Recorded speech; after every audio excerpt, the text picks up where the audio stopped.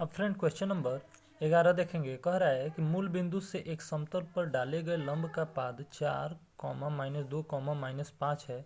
समतल का समीकरण ज्ञात कीजिए। देखिए इसको कैसे करेंगे। सबसे पहले आपको जो दिया गया है उसको ड्रॉ कर लीजिए। ठीक है, लंब का पाद यानी कि लंब का पाद आपको दिया गया है कितना, 4, -2, -5 ये दिया गया है। कह रहा है कि मूल बिंदु से समतल पर डाले गए लंब का पाद, यानी कि एक समतल आप ले लेंगे। ठीक है, कोई सा भी एक समतल ले लिए। मान लीजिए ये आपका एक समतल है और आपका एक ये मूल बिंदु है। ठीक है, मूल बिंदु को मान लेते हैं कि ये कितना हो जाएगा, 0, 0, 0 हो जाएगा। और यहाँ से इस पर क्या है, लंब है, तो ऐसे लंब डाल दिया मैंने। ठीक है, और ये आपका यहाँ पर लंब हो गया, जिसका पाद बिंदु कितना है, 4, -2, -5 है। ये आपका पाद है, ये पाद बिंदु है। ठीक है, अरे बस समझ में, ये जो है जो नीचे वाला पोर्शन होता है उसी को पाद बिंदु बोलते हैं। ये ए हो गया और ये आपका बी हो गया। आया बात समझ में। अब देखिए ये मूल बिंदु है, ये क्या है, मूल बिंदु है, इसलिए 0, 0, 0 होता है। ठीक है, अब कह रहा है कि उस समतल का मूल बिंदु से एक समतल पर डाले गए लंब, यानी कि मूल बिंदु से समतल पर डाल दिया गया लंब का पाद जो है कितना है, 4, -2, -5। समतल का समीकरण ज्ञात कीजिए। अब समतल का समीकरण हमको ज्ञात करना है। ठीक है, निकालना क्या है, समतल का समीकरण। समतल का समीकरण हमको क्या करना है, फाइंड आउट करना है, यही हमको निकालना है। देखिए इसको कैसे करेंगे, ध्यान से देखिएगा। सबसे पहले आप क्या करेंगे, रेखा जो है ये ए बी है, रेखा ए बी का दिक् अनुपात निकालेंगे। क्या निकालेंगे, दिक् अनुपात। वो कैसे निकलेगा, देखिए आपको निकालना है समतल का समीकरण, तो उससे पहले आपको रेखा ए बी का दिक् अनुपात निकालना होगा। तो दिक् अनुपात क्या होता है, देखिए x2 - x1, y2 - y1 और z2 - z1 होता है। ठीक है, ये कॉमा हो गया। अब देखिए x2 - x1 करेंगे तो दिक् अनुपात इसका निकलेगा, फिर इसका, फिर इसका।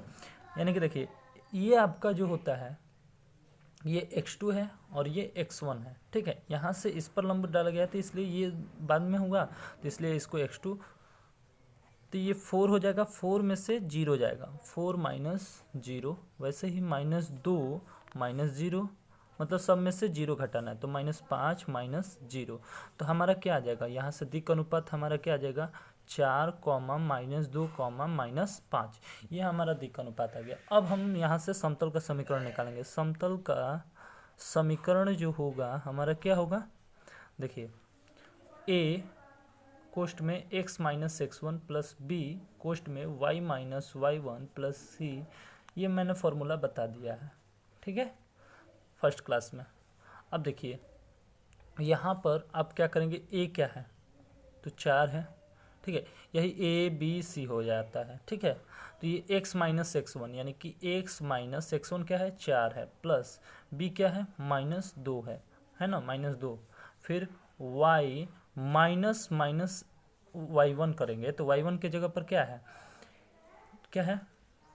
y2 - y1 के जगह पर क्या हो जाएगा, ये y यहाँ पर x - 4 हो गया। फिर यहाँ से ये क्या हो जाएगा, -2 यानी कि +2 हो जाएगा। अरे बस समझिए, फिर प्लस -5। ठीक है, c का मान -5 है। फिर z माइनस इसको -5 करिए, यानी कि ये क्या हो जाएगा, +5।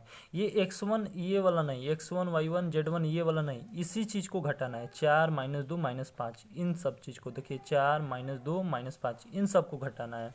इन्हीं सब को आगे भी लिखना है, यानी कि a ये है, b है, ये c है, यही x1 y1 और z1 भी है। ठीक है, अरे बस सुनिए, तो यहाँ पर क्या हो जाएगा, 4x - 2y - 5z हो जाएगा। ठीक है, -16 -4 और कितना हो जाएगा, -25 हो जाएगा, बराबर 0। यानी कि यहाँ से हमारा क्या आ जाएगा, 4x - 2y - 5z माइनस कितना हो जाएगा, 16 4 20, 20 और 25 45 हो जाएगा, बराबर 0। यही हमारा क्या हो जाएगा, फाइनल आंसर हो जाएगा। तो बताइए कितना आसान था। ठीक है, अब आगे बढ़े। चलिए अब क्वेश्चन नंबर 12 की तरफ चलते हैं। 12 क्या कह रहा है, उस समतल का समीकरण ज्ञात कीजिए जो बिंदु 3, -3, 1 से जाता है तथा जिसका अभिलंब दो बिंदुओं 3, 4 और -1 एवं 2, -1 एवं 5 को मिलाने वाली रेखा है। ठीक है, देखिए इसको कैसे करेंगे। सबसे पहले जो दिया गया है उसको नोट कर लीजिए। यहाँ पर देखिए 12 नंबर, उस समतल का समीकरण ज्ञात कीजिए। ठीक है, समतल का समीकरण तो हमें ज्ञात करना है और एक बिंदु दिया गया है जिससे जाता है, जिसका अभिलंब दो बिंदु, देखिए 3 बिंदु दिया गया है, इन दोनों को बिंदु को मिलाने से और ये बिंदु से जाता हुआ आपको समतल का समीकरण ज्ञात करना है। देखिए कैसे करेंगे। सबसे पहले आप एक समतल बना लीजिए। समतल बन गया। अब कह रहा है कि दो बिंदु जो है ये 3, 4, -1 और 2, -1 और 5, ठीक है, इन दोनों को मिलाया जाता है और बीच में इससे जाता है, यानी कि बीच में अगर ये रहेगा तभी तो इन दोनों को मिलाएंगे तो इसके से जाएगा, यहाँ से जाएगा, यानी कि देखिए हम मिला रहे हैं तब पता चलेगा, एक यहाँ और एक यहाँ। ठीक है, तो देखिए ये दो बिंदु को लिख रहा हूँ पहले, ये 3, 4, -1, 3, 4, -1 और एवं 2, -1, 5, तो 2, -1 और 5 हो जाएगा। अब देखिए ये दो बिंदु को मिलाएंगे तो इसी से बिंदु से तो जाएगा, अगर सीधा मिलाइए देखिए इसी से जा रहा है कि नहीं, बोलिए। तो यही कह रहा है कि दो बिंदु को मिलाने पर और इससे जाता है। देखिए उस समतल का समीकरण ज्ञात कीजिए जो बिंदु इतना से जाता है, तो बिंदु इतना को लिख देते हैं 3, -1 क्या है, 3, -3 है, -3 और 1, 3, -3 और 1 है। तो कह रहा है कि उस समतल का समीकरण ज्ञात कीजिए जो बिंदु इतने से जाता है, तो इतने से जाता है और इन दोनों रेखाओं को जिसका अभिलंब दोनों बिंदुओं को मिलाने वाली रेखा है, तो इन दोनों को मिलाने वाली रेखा ही इस पर क्या है, अभिलंब का काम कर रही है। तो यानी कि इसका अभिलंब कुछ इस तरह से हो जाएगा और ये 90 डिग्री का आया बात समझ में, कुछ इस तरह से फिगर बनेगा। तो यहाँ पर जो होगा देखेंगे कि वेक्टर n बराबर vector b minus vector a होगा। तो यहाँ से वेक्टर n हमारा क्या होगा, देखिए vector b minus vector a, तो वेक्टर b इसको मान लीजिए, इसको a, ठीक है, vector b minus vector a, यानी कि वेक्टर b 3 में से 2 गया 1, यानी कि vector b minus vector a, तो ये क्या हो जाएगा i माइनस आई कैप, ठीक है, और ये कितना हो जाएगा -5j और +6 हो जाएगा k कैप। अब समतल का समीकरण हमको देखना है। समतल का जो है समीकरण, समतल का समीकरण क्या होता है, p बराबर ax plus by plus cz plus d बराबर 0 होता है, ये होता है इस तरह के सवालों में। तो यहाँ पर p बराबर क्या हो जाएगा, a बराबर कितना हो जाएगा -1 हो जाएगा और b बराबर -5 हो जाएगा यहाँ से, देखिए, और c बराबर क्या हो जाएगा 6 हो जाएगा। यहाँ तक बात समझ में आया। अब देखिए अब ये जो है इतना हो गया। अब यहाँ से p जो है 3, -3, 1, ये जो अगर p ये है p, इसका दिक्कत अनुपात देखेंगे तो 3 इसका जो ओरिजिन है यहाँ पर ये जो बिंदु का मान है ये कितना है 3, -3, 1, ये किसके बराबर हो जाएगा 0 के बराबर हो जाएगा। अब यहाँ से क्या होगा, ये देखिए ये इसके साथ गुणा होगा क्योंकि ax plus by plus cz यानी कि xyz का ये काम करेगा।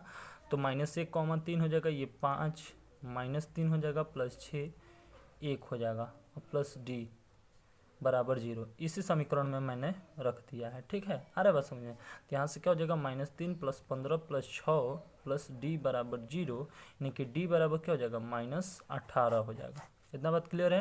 ये समीकरण में रखने पर डी का मान जब समीकरण में रखेंगे तो क्या होगा, -x minus 5y plus 6z minus 18 हो जाएगा और बराबर 0 हो जाएगा। डी की जगह पे 18 रख दिया, तो यहाँ से अगर माइनस कॉमन ले लेंगे तो x plus 5y minus 6z plus 18 बराबर क्या हो जाएगा, 0 हो जाएगा। यही हमारा क्या हो जाएगा, फाइनल आंसर हो जाएगा। आया बात समझ में, आया कि नहीं समझ में?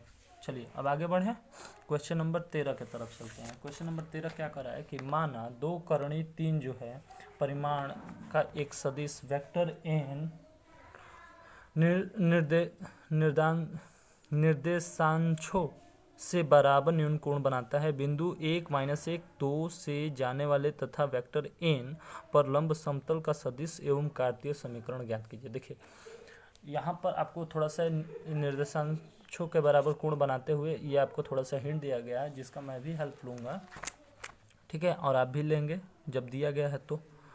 अब देखिए L बराबर M बराबर N बराबर 1/3 दिया गया है, जहाँ पर L बराबर M बराबर N बराबर mod of R cos theta भी दिया गया है, और यहाँ पर दिया गया है कि 2 कर्ण 3 बट्टे में कर्ण 3, इसको काटिए तो यहाँ पर 2 आ जा रहा है, इतना दिया गया है। अब हम इसको हल करेंगे, देखिए कैसे हल करेंगे।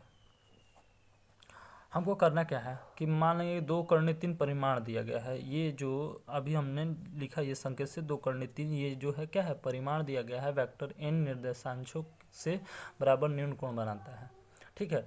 तो कह रहे हैं कि बिंदु इतना इतना से जाने वाले और वेक्टर n पर लंब समतल का सदिश एवं कार्तीय समीकरण ज्ञात कीजिए। तो देखिए सदिश एवं कार्तीय समीकरण ज्ञात करना है, और ऐसे सवालों में आपको क्या करना होता है कि L M और n का मान लिखना होता है। तो L बराबर कॉस थीटा, M बराबर भी कॉस थीटा होता है और n बराबर भी कॉस थीटा हो जाएगा। तो यहाँ से L square plus M square plus n square का मान कितना हो जाता है, 1 हो जाता है। ये बात आपको पूरी तरह से मालूम है। अब देखिए क्यों, क्योंकि कॉस स्क्वायर थीटा प्लस, ये इसका प्रूफ है, ठीक है। होता क्या है, मतलब cos square theta plus cos square theta plus cos square theta बराबर 1 हो जाएगा, क्योंकि ये तीनों का मान क्या है, कॉस थीटा है। अरे बस समझ में। तो यहाँ पर L M N है तो स्क्वायर हो जाएगा, कॉस स्क्वायर थीटा, तो यहाँ से क्या हो जाएगा 3 कॉस स्क्वायर थीटा बराबर 1 हो जाएगा। यहाँ से कॉस स्क्वायर थीटा बराबर 1/3 हो जाएगा। यहाँ से अगर केवल कॉस थीटा का बात करें तो 1/√3 हो जाएगा। बोलिए आया बात समझ में। अब देखिए L M N तीनों का मान निकालते हैं। देखिए L बराबर क्या हो जाएगा, 1 में कर्ण 3 और पहले से क्या है 2 कर्ण 3, तो यहाँ से ये कट जाएगा तो L बराबर क्या आ जाएगा, 2 आ जाएगा। बोलिए आएगा कि नहीं समझ में। बोलिए L का मान निकालेंगे तो यही आएगा। अब चलिए M के लिए, तो M के लिए भी बिल्कुल वैसा ही करेंगे, 1/3 2 कर्ण 3, यानी कि यहाँ से कर्ण 3 कट गया तो M बराबर क्या हो जाएगा, 2 हो जाएगा। वैसे ही N बराबर 1/3 गुणे 2 कर्ण 3, यानी कि N बराबर भी क्या आ जाएगा, 2 आ जाएगा। इससे ये कट जाएगा। अब देखिए चूंकि 1, -1, 2 से जाने वाले, कह रहे हैं ना कि 1, -1 और 2 से जाने वाले समतल का समीकरण निकालना है। समतल का समीकरण, ठीक है। समतल का समीकरण कैसे निकालेंगे, तो L x minus x1 plus M y minus y1। देखिए ये A B भी लिख सकते हैं, कुछ भी लिख सकते हैं अपने हिसाब से, अपने अकॉर्डिंग, ठीक है। तो देखिए 2x माइनस x1, यानी कि यहाँ पर क्या है, 1 है, अभी हमने क्वेश्चन में बताया था पीछे वाले में। अब देखिए M क्या है, -1 है, M क्या है, सॉरी M 2 है ना, L 2 है, M 2 है और N भी 2 है, तो 2 हो जाएगा। यहाँ पे y प्लस 1 हो जाएगा, क्योंकि माइनस माइनस प्लस हो जाएगा, और ये 2, फिर z -2 हो जाएगा बराबर 0। तो यहाँ से हमारा क्या आ गया, x minus 1 plus y plus 1 plus z -2 बराबर 0, ठीक है। यहाँ से x plus y plus z बराबर क्या हो जाएगा, -2 हो जाएगा, ठीक है। आप बात समझे कि नहीं। अतः कैलकुलेशन है भाई, सदिश समीकरण, सदिश का समीकरण जो होगा वो क्या होगा, अतः सदिश समीकरण जो होगा वो क्या होगा, वेक्टर आर जुड़ जाएगा इसमें, और ये एक्स जो है आई को दर्शाएगा, वाई जे को दर्शाएगा और जेड के को दर्शाएगा। ठीक है, बाकी 2 हो जाएगा। ठीक है, सॉरी ये प्लस में होगा ना, माइनस इधर आएगा तो ये हमारा क्या हो जाएगा, इतना हो जाएगा। आया बात समझ में, अच्छे से समझ में आ गया। देखिए समतल का समीकरण, सदिश समीकरण, ठीक है, दोनों आ गया। अब आगे चलिए क्वेश्चन नंबर 14 के तरफ। क्या करे क्वेश्चन नंबर 14, निर्देशांक समतलों के सदिश समीकरण ज्ञात कीजिए। देखिए निर्देशांक समतलों के सदिश समीकरण, तो निर्देशांक क्या होता है, सबसे पहले ये बताइए। निर्देशांक समतलों का सदिश समीकरण जहाँ एक्स वाई जेड क्या होते हैं, जीरो होते हैं। निर्देशांक जो होते हैं जहाँ कुछ नहीं दिया होता है वहाँ क्या होते हैं, जीरो होते हैं। तो देखिए निर्देशांक समतलों का सदिश समीकरण, समतलों का सदिश समीकरण, देखिए निर्देशांक समतलों का सदिश समीकरण जहाँ एक्स क्या होता है, जीरो, वाई जीरो, जब कुछ नहीं दिया होता है तो जीरो ले लेते हैं। ठीक है, अब इन पर हमको क्या करना है, सदिश समीकरण ज्ञात करना है। तो देखिए तो एक्स के लिए 1, वाई के लिए 2 और जेड के लिए 3, इसका ऐसे निकलेगा, 3 चीज़ें निकले। देखिए एक का सदिश समीकरण हमको निकालना है, मतलब एक्स वाले का सदिश समीकरण, तो कैसे निकालेंगे, ध्यान से देखिए। तो एक के लिए निकालना है तो आर डॉट, ध्यान से देखिएगा, एक यानी कि देखिए सपोज करिए इसको अगर मैं 1 मानता हूँ, इसको 2 मानता हूँ, इसको 3 मानता हूँ, तो एक को फिर आई मान लेता हूँ, इसको जे मान लेता हूँ, इसको के मान लेता हूँ। ठीक है, तो देखिए ये जो है एक के लिए कह रहा है, तो एक वाले जगह पर एक कोई होगा तो ही तो एक की बात की गई है। तो मान लीजिए कि कोई है तो इसलिए आई है, कौन है, तो आई है।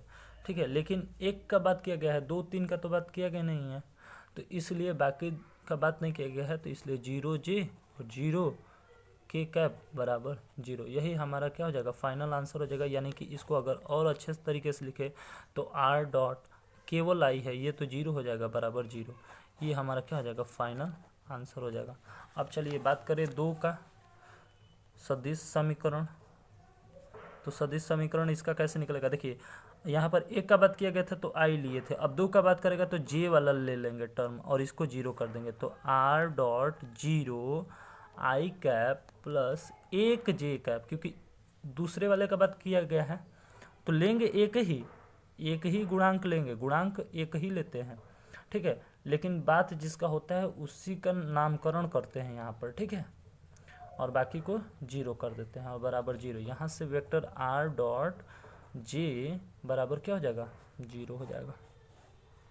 अब देखिए तीसरे का सदिश समीकरण, तीसरे का सदिश समीकरण जो होगा वो क्या होगा, वेक्टर आर, देखिए 0 आई कैप प्लस 0 जे कैप प्लस तीसरे का कह रहा है तो अब यहाँ पर 1 के कैप हो जाएगा बराबर 0 हो जाएगा। अब बात समझ में आ रहा है, तो आर डॉट के कैप बराबर क्या हो जाएगा, 0 हो जाएगा। आ रहा है बात समझ में, चलिए तो ये हमारा एक आंसर हो जाएगा, एक ये और एक ये।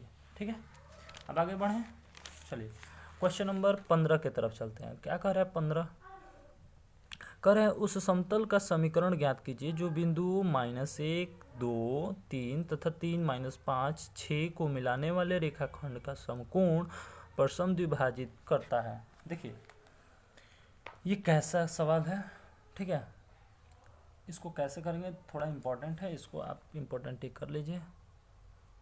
ठीक है, चलिए ये कह रहा है कि ये जो समतल का समीकरण ज्ञात करना है जो बिंदु इतना इतना को मिलाने वाले रेखाखंड, तो पहले एक बिंदु 2 बिंदु दिया गया है, इन दोनों को पहले मिलाते हैं तो रेखाखंड तैयार होगा हमारा। ठीक है, क्वेश्चन नंबर 15,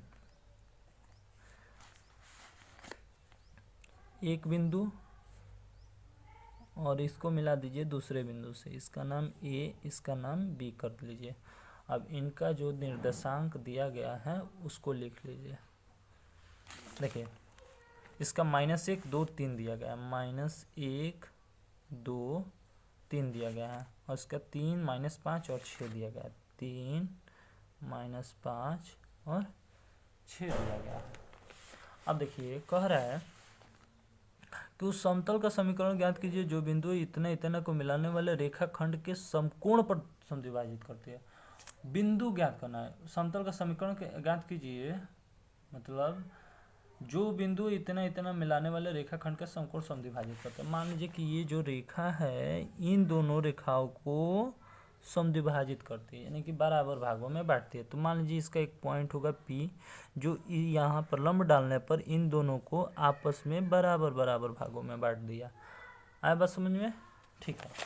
तो अब क्या कह रहा है कि समतल का समीकरण ज्ञात कीजिए। देखिए इसको कैसे करेंगे, ध्यान से देखिएगा। लिखेंगे यहाँ पर कि जो AB है के मध्य बिंदु जो P का निर्देशांक है वो हमें ज्ञात करना पड़ेगा। भाई P पॉइंट ऐसे ही नहीं ना काटेगा, इसका भी तो कोई निर्देशांक होगा। तो इसका निर्देशांक हम लोग पहले निकालेंगे। तो निर्देशांक x, y और z के थ्रू निकालेंगे। तो x बराबर क्या हो जाएगा, x1 प्लस x2/2 होता है, ठीक है। y बराबर y1 प्लस y2/2 होता है और z बराबर z1 प्लस z2/2 होता है। तो इसका निर्देशांक निकलेगा। देखिए अब कैसे निकलेगा। तो x बराबर क्या हो जाएगा, -1 हो जाएगा प्लस 3/2 हो जाएगा। अरे यही होता है, इसके साथ इसको जोड़ दीजिए, इसके साथ इसको जोड़ दीजिए, इसके साथ इसको जोड़ दीजिए। आया बात समझ में? तो ये x का मान निकल के आएगा, फिर यहाँ से x का मान निकल जाएगा और यहाँ से y का मान निकाले तो 2 - 5 हो जाएगा, 2 - 5 और बटे में क्या हो जाएगा, 2 हो जाएगा। ऐड किया जाता है इसलिए माइनस वाला माइनस रह जाता है, ठीक है। और यहाँ पर z बराबर 3 + 6/2 हो जाएगा। तो यहाँ से x बराबर क्या हो जाएगा, 1 हो जाएगा और यहाँ से y बराबर क्या हो जाएगा, -3/2 हो जाएगा और z बराबर क्या हो जाएगा, 9/2 हो जाएगा। आया बात समझ में? अब देखिए तो ये हमारा 1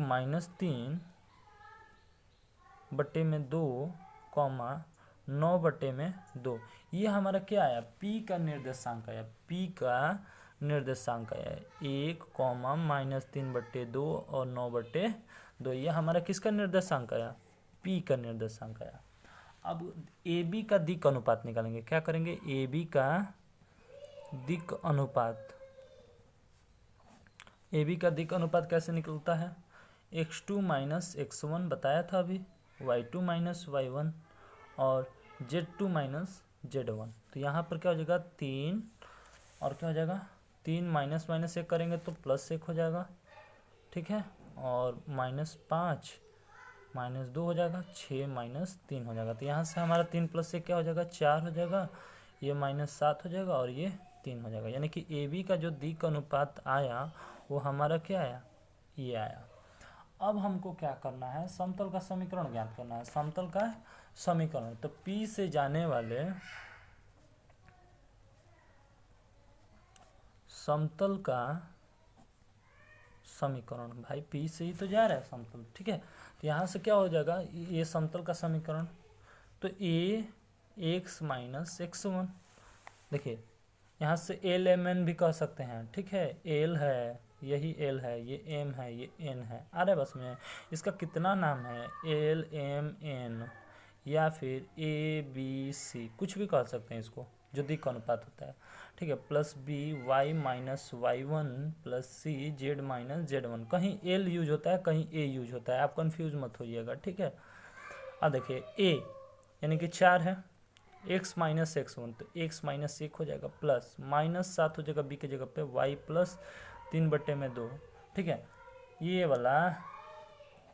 वाला क्या है, x1 है आपका, y1 है और z1 है, ठीक है। अब आया बात समझ में? तो ये देखिए y + 3/2 + 3 z - 9/2 हो जाएगा, बराबर 0 हो जाएगा। यहाँ से क्या हो जाएगा, 4x - 4 - 7y - 21/2 + 3z - 27/2 हो जाएगा।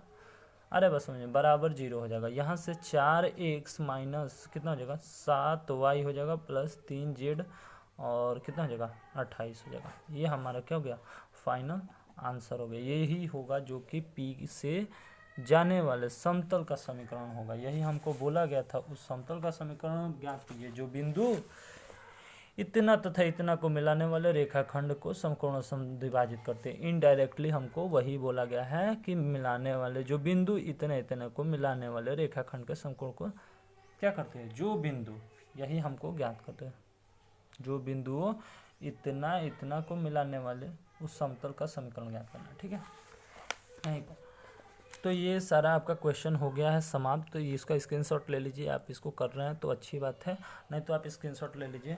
अब मैं तो कहूँगा कि कॉपी पेन लेकर ही बैठिए, क्योंकि सारे क्वेश्चन बहुत इंपॉर्टेंट हैं। ये 3D जो है बहुत लोग नहीं पढ़ाते हैं। ठीक है, अच्छे से नहीं समझ में आया होगा तो प्लीज़ हमें कमेंट करिएगा, मैं आपके लिए अच्छे से समझाऊँगा और अच्छा जितना हो सकता है मेरे से। ठीक है, तो क्वेश्चन नंबर 15 तक ये पूरा था ये एक्सरसाइज। तो एक्सरसाइज हमारा कौन सा था ये देख लीजिए, 11.9 था, जो कि पूरी तरह से समाप्त हो गया है। तो अगर वीडियो अच्छी लगी तो वीडियो को लाइक करिए और ज़्यादा से ज़्यादा इसको शेयर करिए, और हमारे चैनल पर नए हैं तो चैनल को सब्सक्राइब करिए। आई होप सारे क्वेश्चन आपको अच्छे से समझ में आ रहे हैं।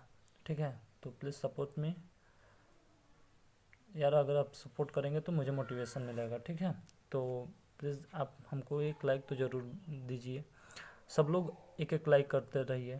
ठीक है, अगर वीडियो अच्छी लग रही है तो। और हाँ, एक बार बता दें, पेपर नज़दीक आ रहा है तो आप इसका प्रैक्टिस भी जारी रखिए। ठीक है, जितना प्रैक्टिस करेंगे उतना आपके लिए अच्छा रहेगा। ठीक है, तो चलते हैं हम लोग। Thank you so much.